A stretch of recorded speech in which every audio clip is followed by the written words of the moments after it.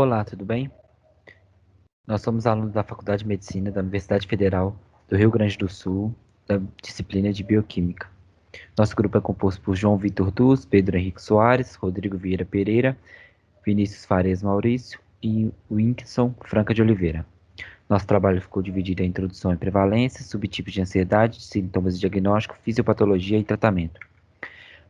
Primeiro, para entendermos um pouco do transtorno da ansiedade, precisamos definir o que é ansiedade, que é uma sensação vaga e um sentimento desagradável de medo e apreensão, que possui uma relação com o contexto de algo desconhecido ou estranho.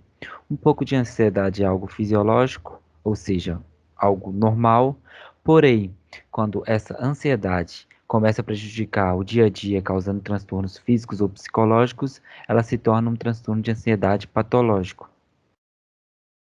Aqui temos um gráfico demonstrando a prevalência de transtorno de ansiedade na população mundial e vamos dar ênfase na parte da região das Américas, onde o Brasil está inserido, que cerca de 21% da população possui transtorno de ansiedade. Aqui um outro gráfico demonstrando a prevalência de sexo e idade do transtorno de ansiedade demonstrou que as mulheres possuem mais prevalência de ansiedade do que os homens. Um estudo da OMS demonstrou que o Brasil é o país mais ansioso do mundo, com cerca de 9,3% da população com transtorno de ansiedade. E uma pesquisa da Universidade Federal do Rio Grande do Sul, durante a pandemia, demonstrou que 80% da população tem se demonstrado mais ansiosa. Contrapondo-se a isso, um estudo demonstrou que a saúde mental possuía gastos de 2,7% em 2001 e em 2019 esses gastos caíram para 2,1%, ou seja, 12,50 por pessoa. Agora vamos falar um pouco sobre os subtipos de ansiedade. Oi, pessoal, falando um pouco sobre os subtipos de ansiedade, nós trouxemos os principais e vamos caracterizá-los no decorrer da apresentação. Bom, iniciamos com o transtorno de ansiedade de separação. Esse transtorno afeta principalmente as crianças, é caracterizado como uma ansiedade excessiva em relação ao afastamento dos responsáveis, de forma que não é adequada ao nível de desenvolvimento dessa criança. Esses sintomas eles devem persistir por no mínimo 4 semanas para poder caracterizar esse transtorno. E as crianças ou os adolescentes que apresentam esse quadro, eles normalmente temem que algo possa acontecer com eles ou com os seus cuidadores quando eles estão sozinhos. Como consequência, eles demonstram um apego excessivo a essas pessoas. No momento que ocorre o afastamento, ou quando está prestes a ocorrer, a criança ela começa a demonstrar os sintomas, que pode iniciar como dor abdominal, dor de cabeça, náusea, vômito, são o quadro mais comum. Já em crianças maiores, pode manifestar através de sintomas cardiovasculares, como palpitação, tontura, até desmaio.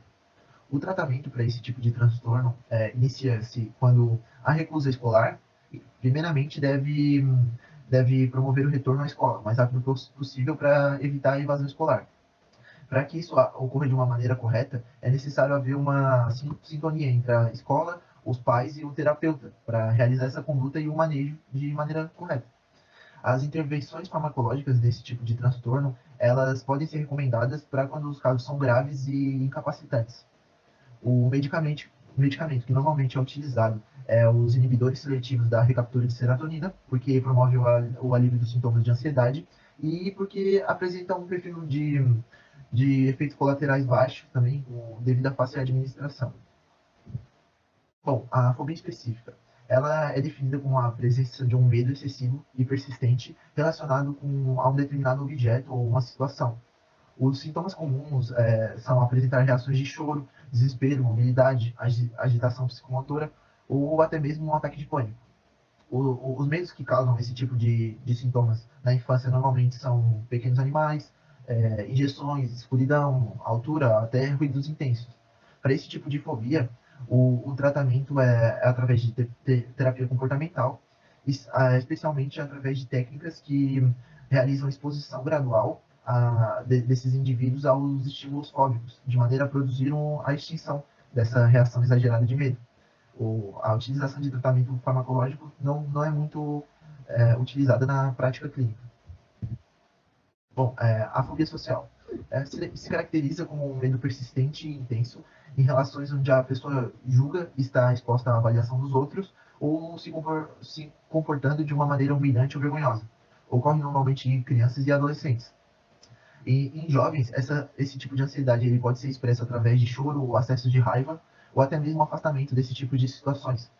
Já em crianças com a fobia social, há a presença de desconforto em inúmeras situações, como, por exemplo, falar em público, ou comer próximos a outras crianças no ambiente escolar, escrever na frente de outros colegas, e normalmente nessas situações as crianças apresentam sintomas físicos como palpitação, tremores, calafrio, calores súbitos, sudorese, até provocando náusea.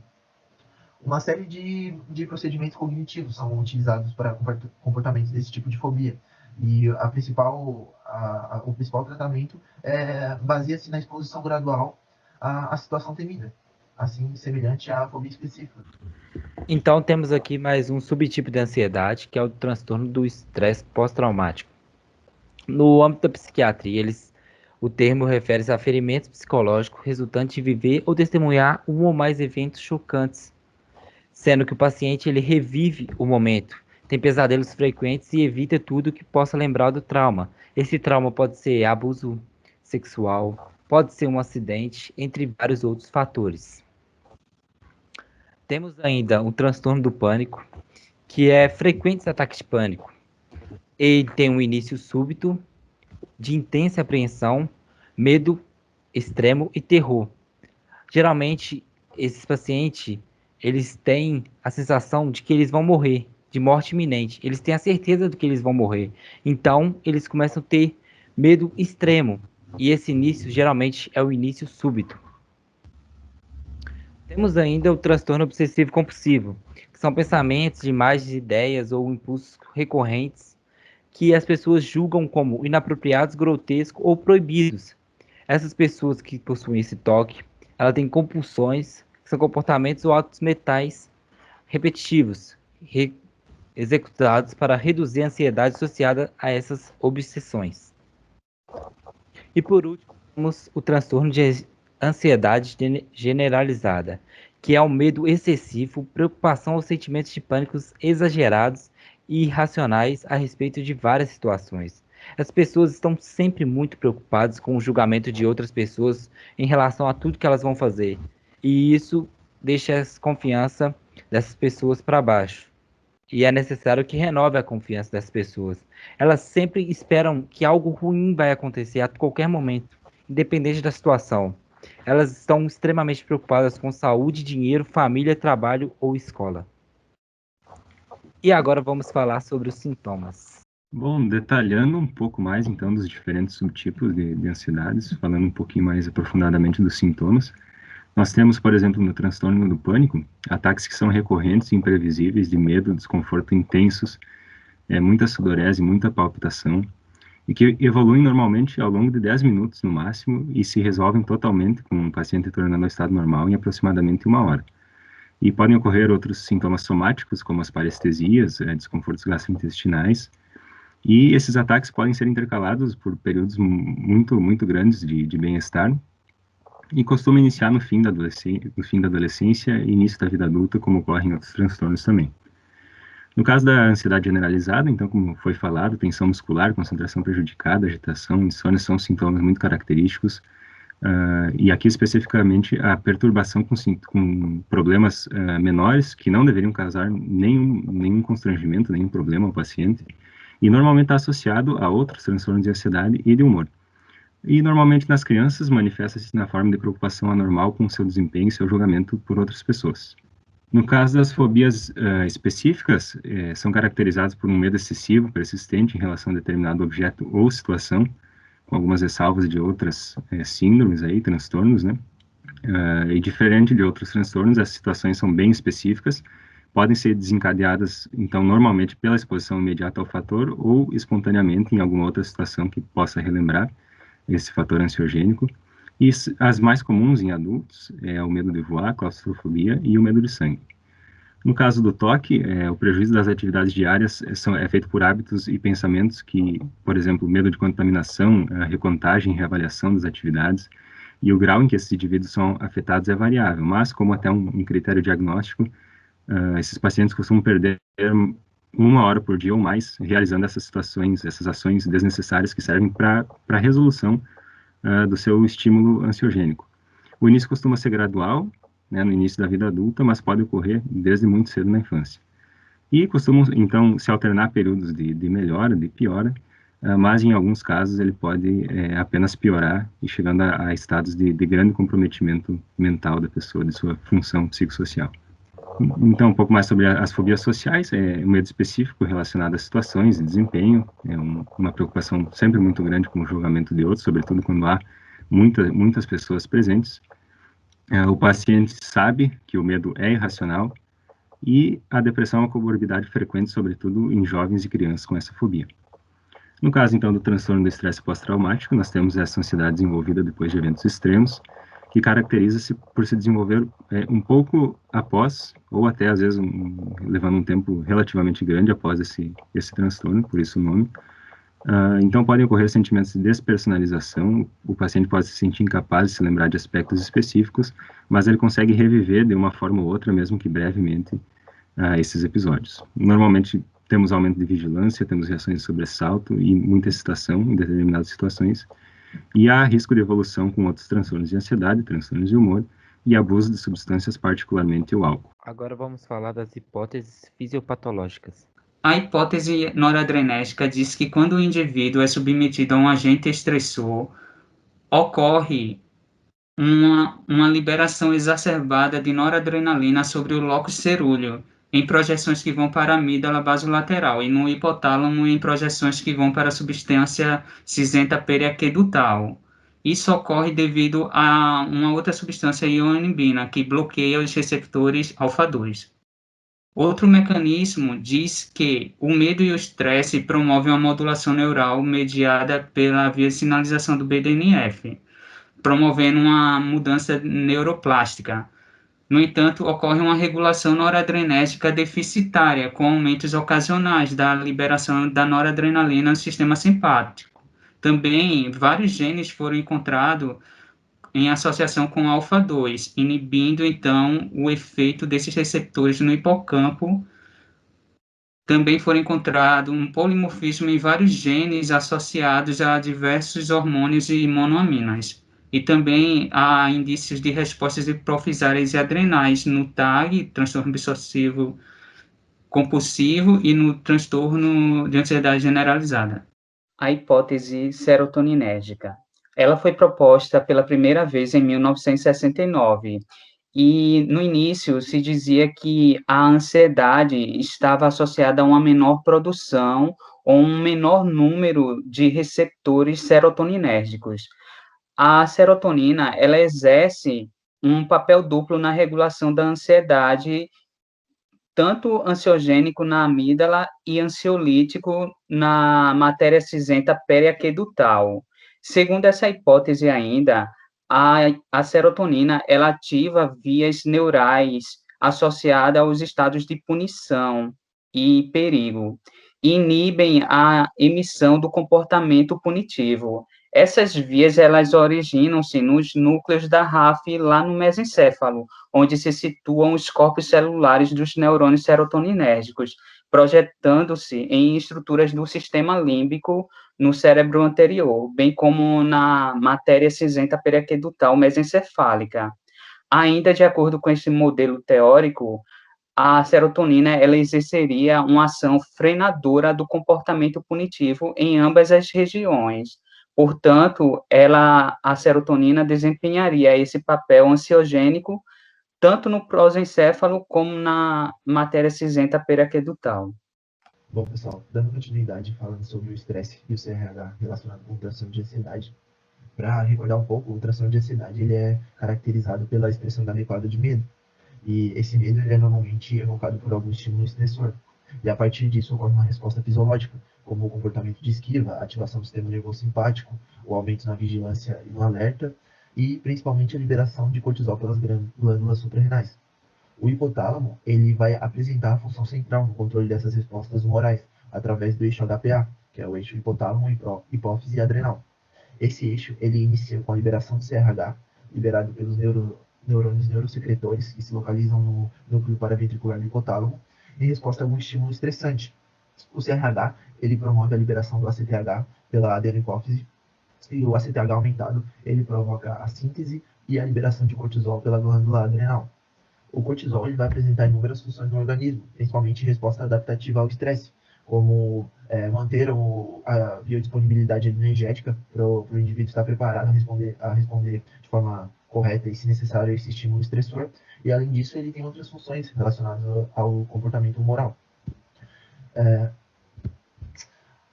Os neurônios liberadores de CRH do hipotálamo, eles são regulados pela amígdala e pelo hipocampo. As informações sensoriais entram via amígdala basolateral, onde elas vão ser processadas e retransmitidas para os neurônios do núcleo central da amígdala. Quando o núcleo central da amígdala se torna ativo, a resposta de estresse é acionada, a partir da estimulação do hipotálamo, de outras regiões encefálicas, que ativa o eixo HPA e também ativa o sistema nervoso simpático. Esse eixo ele apresenta uma regulação inibitória pelo hipocampo. Essa região ela vai apresentar receptores de glicocorticoides, que são ativados pelo cortisol. Quando a ativação do hipocampo acontece, ele promove a inibição do CRH, em resposta aos níveis elevados de cortisol. No entanto, a exposição contínua do cortisol, como durante períodos de estresse prolongados, pode levar à retração das ramificações e morte neuronais dos neurônios hipocampais. E com isso, esse feedback negativo ele se torna comprometido. Para resumir, a amígdala e o hipocampo promovem a regulação do eixo HPA, em resposta ao estresse de modo coordenado. Só que nos transtornos de ansiedade tem sido relacionado à hiperatividade da amígdala, estimulando o CRH e provocando níveis elevados de cortisol, e também tem sido relacionado à diminuição da ativação do hipocampo, provocando a redução desse feedback negativo, aumentando assim o cortisol em indivíduos que apresentam transtorno de ansiedade. Bom, sobre o CRH, o locus coeruleus, é válido ressaltar que o CRH apresenta receptores em outras regiões do sistema nervoso central, como no locus coeruleus. Esse núcleo ele vai receber projeções amigdalares contendo CRH, vindo do núcleo central da amígdala. Essas projeções vão ativar os neurônios do locus coeruleus, aumentando assim o nível de norepinefrina em todo o sistema nervoso central. A norepinefrina é o neurotransmissor desses neurônios do locus coeruleus. Durante um evento estressante, como em crise de ansiedade, o CRH vai agir no locus coeruleus, promovendo a ativação dos neurônios noradrenérgicos, que coordenam a vigília, a atenção e o alerta, através de projeções que vão para todo o córtex cerebral, o diencéfalo, o tronco cerebral, o cerebelo e também a medula. Essas fibras catecolaminérgicas, além de excitarem a própria formação reticular, ativam os núcleos do hipotálamo ou grupos neuronais que, direto ou indiretamente, estimulam o sistema simpático, aumentando o nível de catecolaminas em todo o organismo. O neuropeptídeo Y, ele também possui uma função nos transtornos de ansiedade. Ele é um peptídeo de 36 aminoácidos que é amplamente distribuído central e perifericamente e desempenha inúmeros papéis fisiológicos no sistema nervoso central, destacando-se na cognição, emoção e resposta ao estresse. Há pelo menos 3 grupos de neurônios que expressam a RNA mensageiro do neuropeptídeo altamente concentrado, e essas suas projeções elas regulam o comportamento emocional. Elas se localizam no locus coeruleus, no núcleo arqueado e no hipocampo. A principal função desse peptídeo relacionada à ansiedade é atuar como um ansiolítico endógeno. Algumas evidências demonstraram que o neuropeptídeo é reduzido em pacientes que apresentam sintomas de ansiedade mais graves. E, além disso, esse neuropeptídeo ele está localizado com outros neurotransmissores, como o GABA, a norepinefrina, principalmente na amígdala, apresentando a função de regular a liberação desses neurotransmissores. Falando um pouco sobre os seus receptores, ele apresenta uma classe composta por 5 receptores conhecidos, o Y1, o Y2, o Y4, o Y5 e o Y6. No entanto, o Y1 e o Y2 são os que apresentam a função mais conhecidas e também são os que estão mais relacionados com os transtornos de ansiedade. O receptor Y1 ele apresenta uma densidade maior no córtex cerebral e é a partir dele que o neuropeptídeo ele promove os efeitos ansiolíticos. Já o receptor Y2, a sua hipótese de funcionamento é através de um feedback negativo aos terminais dos neurônios, reduzindo a liberação dos neurotransmissores. Alguns estudos sugerem que esse receptor Y2 pode modular o disparo de vários neurônios, como os neurônios catecolaminérgicos do locus coeruleus. Esses receptores eles estão acoplados a uma proteína GI ou GO, Essa proteína ela leva à inibição da adenoato ciclase e, por consequência, a redução do AMP cíclico. Além disso, também promove a modulação dos canais de cálcio, reduzindo a concentração de cálcio intracelular, dificultando a liberação dessas vesículas, e também modulam positivamente os canais de potássio, podendo causar uma hiperpolarização, resultando também em uma dificuldade da liberação dos neurotransmissores. Bom, a colecitoquinina, CCK, é outro neuropeptídeo que é sintetizado como pré-prohormônio, que é convertido em diversas isoformas. A forma predominante de CCK no sistema nervoso central é a CCK8S. No entanto, outras isoformas de CCK são encontradas também, como a CCK8 não sulfactadas, a CCK5, a CCK4. Esses neuropeptídeos, eles são frequentemente colocalizados com outros neurotransmissores, onde eles também vão desempenhar um papel ou de neurotransmissor ou de neuromodulador. A existência de duas classes de receptores para esse peptídeo, a CCK-A e a CCK-B. O receptor CCK-A ele é encontrado predominantemente no trato gastrointestinal, enquanto o receptor CCK-B é localizado em maior concentração no sistema nervoso central. Ambos os receptores eles estão ligados a uma proteína GQ, que estimula uma fosfolipase tipo C, e é através dos receptores CCK-B que o peptídeo vai apresentar o efeito ansiogênico, que é a sua principal relação com o transtorno de ansiedade. Alguns estudos demonstram que a infusão intravenosa de CCK4 ela pode induzir ataques de pânico em pacientes que apresentam um transtorno e até em indivíduos saudáveis.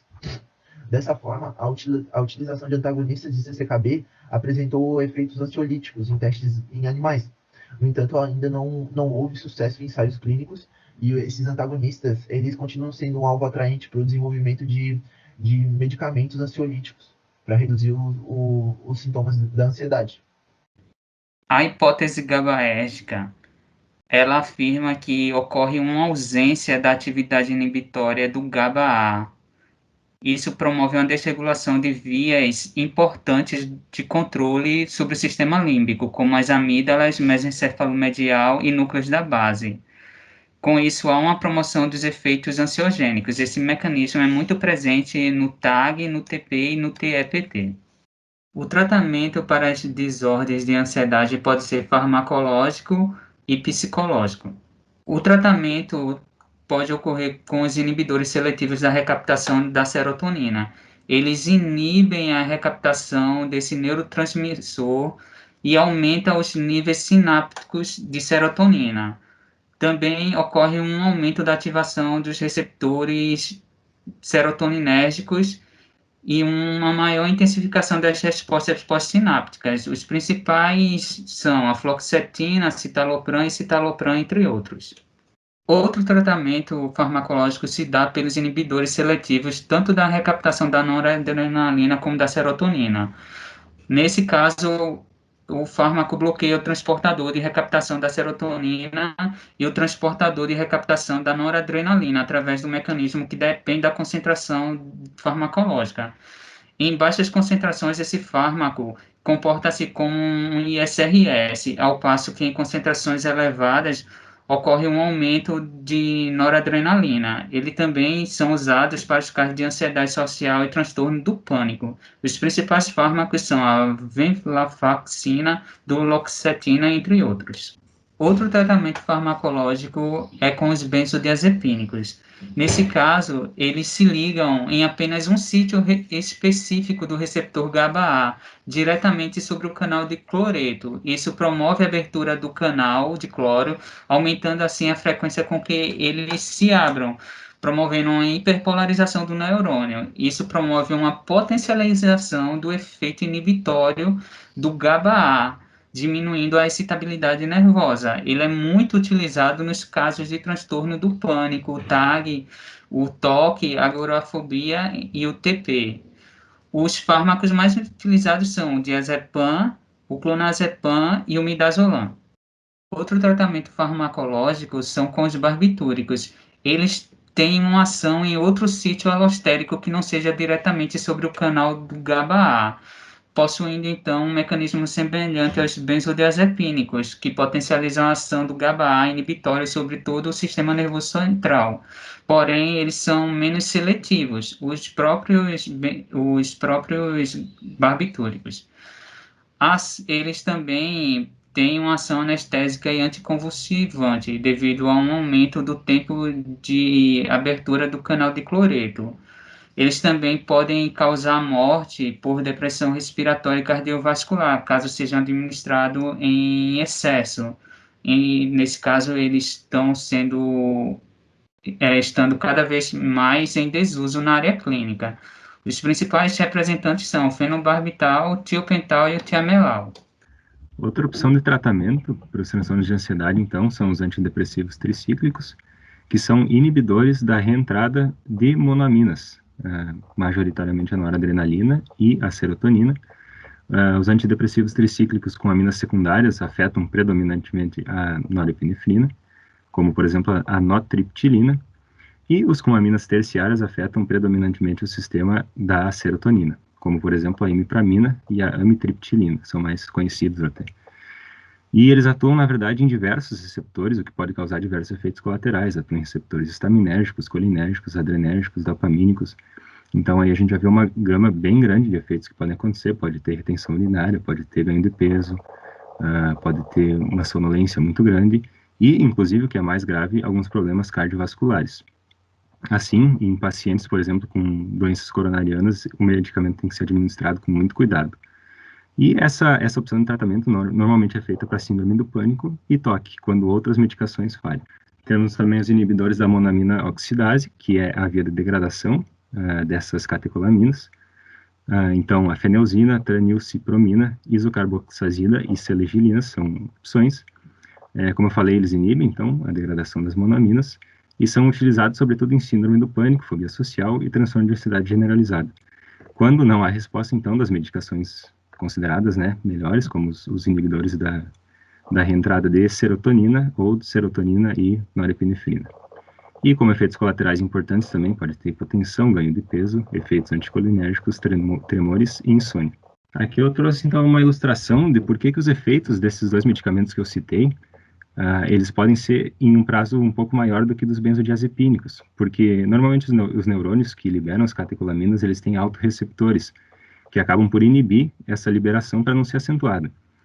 Então, com essa medicação, nós teremos mais desses neurotransmissores na fenda sináptica e, consequentemente, uma maior ativação dos autorreceptores que vão diminuir e muito a secreção.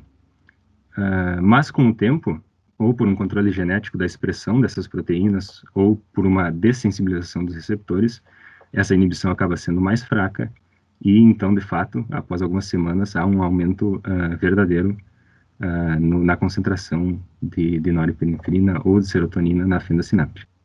Outra opção de tratamento farmacológico, então, é o uso dos beta-bloqueadores, que são antagonistas competitivos de receptores beta-adrenérgicos.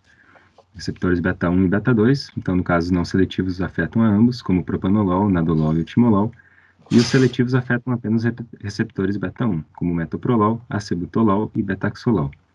Dentre os efeitos colaterais, a gente pode citar especificamente no caso dos não seletivos, a broncoconstrição e, de forma geral, as arritmias, a disfunção sexual e distúrbios no metabolismo como exemplos. Eu coloquei aqui, então, uma tabelinha dos efeitos da ativação desses receptores e, portanto, que está circulado aí os efeitos que essas medicações podem causar para aliviar a ansiedade. A nível periférico, por exemplo, a gente vai ter, então, uma diminuição do ritmo cardíaco, um alívio do débito cardíaco, terá diminuições dos tremores e, inclusive, algo que já foi bastante debatido, os efeitos centrais dos beta-bloqueadores, que se dão nas terminações, então, pré-sinápticas, com as respostas de catecolaminas que vão estar mais atenuadas no tratamento do paciente com ansiedade. Temos também o tratamento psicológico, que é feito com base na psicoterapia, em terapias cognitivo-comportamentais. A parte cognitiva, então, envolve essa mudança no pensamento do paciente. E a parte comportamental é a mudança nas atitudes dele perante o medo, a exposição ao medo e a mudança conforme que é necessário para a cessação do estímulo ansiogênico, além da psicoterapia dinâmica breve. E alguns tratamentos alternativos também, que se vê que tem efeitos, é o exercício físico, por mais que haja uma grande dificuldade, porque a maioria dos estudos são observacionais e não podem ser tirada uma conclusão muito definitiva, e aqueles que são experimentais, eles podem estar associados a outras variáveis, como tratamentos medicamentosos, e o tempo em si, geralmente não é um tempo muito longo desses experimentos. A acupuntura também se mostrou com benefício, já é uma prática alternativa consolidada, mas não tem muitas recomendações sobre tempo, sobre técnica, mas se mostrou de qualquer forma válida, assim como a meditação. Aqui estão as nossas referências bibliográficas, então,